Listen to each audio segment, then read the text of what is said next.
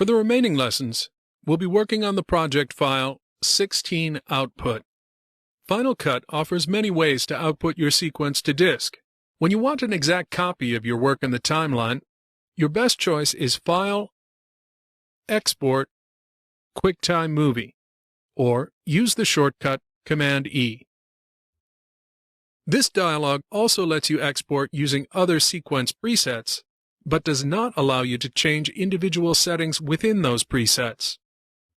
Export QuickTime is for creating a new master of your sequence for use in other applications, for creating a full resolution archive copy, or to take a complex layered effects section and bake it so you can bring it back into Final Cut Pro as a single clip.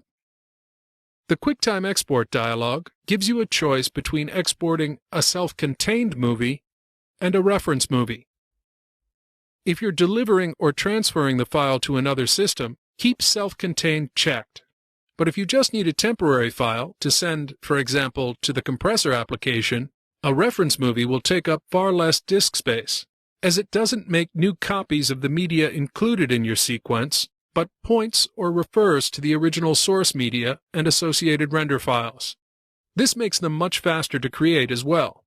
While this is handy for certain tasks, remember, reference movies are useless if those source files get moved or deleted, or if you have to deliver the file to another system.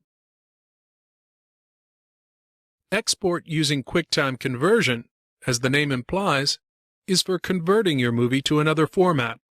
And note, the command does not come with a keyboard shortcut attached. I assign this one myself. We'll cover custom keyboard shortcuts in a later lesson. The QuickTime Conversion dialog allows you to choose from QuickTime and non-QuickTime formats, and then go even deeper with the Options button, where you can change settings individually, and even use non-standard frame rates for web delivery, and it lets you tweak compression settings for delivery formats like H.264. The QuickTime Conversion option is really a holdover from older versions of Final Cut Pro, and is probably best suited for exporting still frames and audio tracks. For the highest quality and the most control in converting your sequences to delivery formats, it's better to send your sequence to the compressor app. And for ease of use, you can't beat the new Share command for export and conversion using presets. You choose a destination for your file and a delivery preset. You can rename it and check the settings. Click the plus sign to add another output format, and you've set up a batch, which will run in the background. It doesn't lock you out of your sequence like QuickTime Export and QuickTime Conversion, so you can continue working. You can also access any of the presets you've created in Compressor from here. And with the Blu-ray and DVD options, you can tell it to go ahead and burn the disc as well. This opens a drawer with options to customize your disc. It's bare bones, but you can add a background image and chapter navigation if your sequence includes chapter markers. If you want more control over the look and performance of your DVD, you can export in formats that are friendly for iDVD or for DVD Studio Pro. For iDVD, just hit Command-E for the Export QuickTime dialog, and from the sequence presets, select DVNTSC. Include chapter markers, and uncheck Make Movie Self-Contained. This is an example of a case where a reference movie is desirable and much faster. And just hit Save to create a file that you can drag into your iDVD window.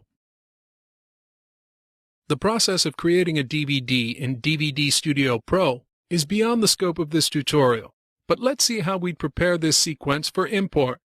There are two paths for this. Both require the export of a QuickTime reference movie at the current sequence settings, and then comes the fork in the road. The movie can either be imported directly into DVD Studio Pro and compressed there, or sent to the compressor application to be compressed there, and then brought into DVD Studio Pro. Letting DVD Studio Pro do the compression is definitely faster, and you'll get adequate results. But if you want the best possible quality, go through Compressor, and be prepared for a much longer wait. You can drag your reference movie into the Compressor batch window, or just select the sequence in the Final Cut Pro browser and go to File, Send to, Compressor. Your source, the Final Cut Pro sequence, appears as a job in the batch window. This is where the reference movie would go if you dragged one in. Now you need to create a target. A target consists of a setting, a destination on your hard drive, and a file name. DVD compression involves creating two targets for the job, one for audio and one for the MPEG-2 video. So in the Settings tab, open the Apple DVD folder and drag DVD Best Quality 90 Minutes onto the job area. Change the destination by right-clicking for a context menu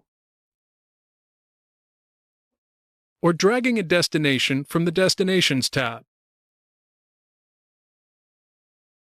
Rename the files if you like, and hit Submit to create a pair of compressed files for import into DVD Studio Pro.